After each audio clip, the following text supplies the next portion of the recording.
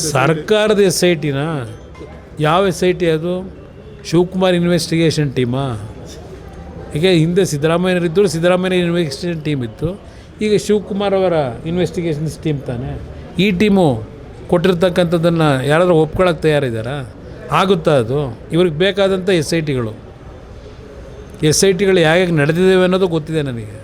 ಈ ರಾಜ್ಯದಲ್ಲಿ ಯಾವ ರೀತಿ ನಡೆಸ್ಕೊಂಡಿದ್ದೀರಿ, ಅಧಿಕಾರ ದುರುಪಯೋಗ ಪಡಿಸ್ಕೊಂಡು. ಇದು ಚರ್ಚೆ ಮಾಡಬೇಕು ಅಂದರೆ ಒಂದು 2-3 ದಿವಸಗಳು ಬೇಕಾದ್ರೂ ಚರ್ಚೆ ಮಾಡ್ಬೋದು. ಈಗ ನಡೆದಿರ್ತಕ್ಕಂಥ ಈ ರಾಜ್ಯದಲ್ಲಿ ಕಳೆದ 3 ವರ್ಷದಲ್ಲಿ ನಡೆಸಿರ್ತಕ್ಕಂಥ ಎಸ್ ಐ ಟಿ ಏನಿದೆ ಅದನ್ನು ಚರ್ಚೆ ಮಾಡಬೇಕು ಅಂದರೆ 2-3 ದಿವಸ ಚರ್ಚೆ ಮಾಡ್ಬೋದು. ಸರ್ಕಾರದ ಎಸ್ ಐ ಟಿನ ಯಾವ ಎಸ್ ಐ ಟಿ ಅದು? ಶಿವಕುಮಾರ್ ಇನ್ವೆಸ್ಟಿಗೇಷನ್ ಟೀಮಾ? ಈಗ ಹಿಂದೆ ಸಿದ್ದರಾಮಯ್ಯನವರಿದ್ದರು, ಸಿದ್ದರಾಮಯ್ಯ ಇನ್ವೆಸ್ಟಿಗೇಷನ್ ಟೀಮ್ ಇತ್ತು.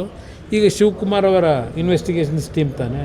ಈ ಟೀಮು ಕೊಟ್ಟಿರ್ತಕ್ಕಂಥದ್ದನ್ನು ಯಾರಾದರೂ ಒಪ್ಕೊಳ್ಳೋಕೆ ತಯಾರಿದ್ದಾರಾ? ಆಗುತ್ತಾ ಅದು? ಇವ್ರಿಗೆ ಬೇಕಾದಂಥ ಎಸ್ ಐ ಟಿಗಳು ಹೇಗೆ ನಡೆದಿದ್ದೇವೆ ಅನ್ನೋದು ಗೊತ್ತಿದೆ ನನಗೆ. ಈ ರಾಜ್ಯದಲ್ಲಿ ಯಾವ ರೀತಿ ನಡೆಸ್ಕೊಂಡಿದ್ದೀರಿ, ಅಧಿಕಾರ ದುರುಪಯೋಗ ಪಡಿಸ್ಕೊಂಡು. ಇದು ಚರ್ಚೆ ಮಾಡಬೇಕು ಅಂದರೆ ಒಂದು 2-3 ದಿವಸಗಳು ಬೇಕಾದ್ರೂ ಚರ್ಚೆ ಮಾಡ್ಬೋದು. ಈಗ ನಡೆದಿರ್ತಕ್ಕಂಥ ಈ ರಾಜ್ಯದಲ್ಲಿ ಕಳೆದ 3 ವರ್ಷದಲ್ಲಿ ನಡೆಸಿರ್ತಕ್ಕಂಥ ಎಸ್ ಐ ಟಿ ಏನಿದೆ ಅದನ್ನು ಚರ್ಚೆ ಮಾಡಬೇಕು ಅಂದರೆ 2-3 ದಿವಸ ಚರ್ಚೆ ಮಾಡ್ಬೋದು. ಸರ್ಕಾರದ ಎಸ್ ಐ ಟಿನ ಯಾವ ಎಸ್ ಐ ಟಿ ಅದು? ಶಿವಕುಮಾರ್ ಇನ್ವೆಸ್ಟಿಗೇಷನ್ ಟೀಮಾ? ಈಗ ಹಿಂದೆ ಸಿದ್ದರಾಮಯ್ಯನವರಿದ್ದರು, ಸಿದ್ದರಾಮಯ್ಯ ಇನ್ವೆಸ್ಟಿಗೇಷನ್ ಟೀಮ್ ಇತ್ತು. ಈಗ ಶಿವಕುಮಾರ್ ಅವರ ಇನ್ವೆಸ್ಟಿಗೇಷನ್ಸ್ ಟೀಮ್ ತಾನೆ. ಈ ಟೀಮು ಕೊಟ್ಟಿರ್ತಕ್ಕಂಥದ್ದನ್ನು ಯಾರಾದರೂ ಒಪ್ಕೊಳ್ಳೋಕೆ ತಯಾರಿದ್ದಾರಾ? ಆಗುತ್ತಾ ಅದು?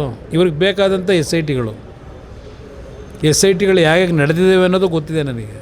ಈ ರಾಜ್ಯದಲ್ಲಿ ಯಾವ ರೀತಿ ನಡೆಸ್ಕೊಂಡಿದ್ದೀರಿ, ಅಧಿಕಾರ ದುರುಪಯೋಗ ಪಡಿಸ್ಕೊಂಡು. ಇದು ಚರ್ಚೆ ಮಾಡಬೇಕು ಅಂದರೆ ಒಂದು 2-3 ದಿವಸಗಳು ಬೇಕಾದ್ರೂ ಚರ್ಚೆ ಮಾಡ್ಬೋದು. ಈಗ ನಡೆದಿರ್ತಕ್ಕಂಥ ಈ ರಾಜ್ಯದಲ್ಲಿ ಕಳೆದ 3 ವರ್ಷದಲ್ಲಿ ನಡೆಸಿರ್ತಕ್ಕಂಥ ಎಸ್ ಐ ಟಿ ಏನಿದೆ ಅದನ್ನು ಚರ್ಚೆ ಮಾಡಬೇಕು ಅಂದರೆ 2-3 ದಿವಸ ಚರ್ಚೆ ಮಾಡ್ಬೋದು.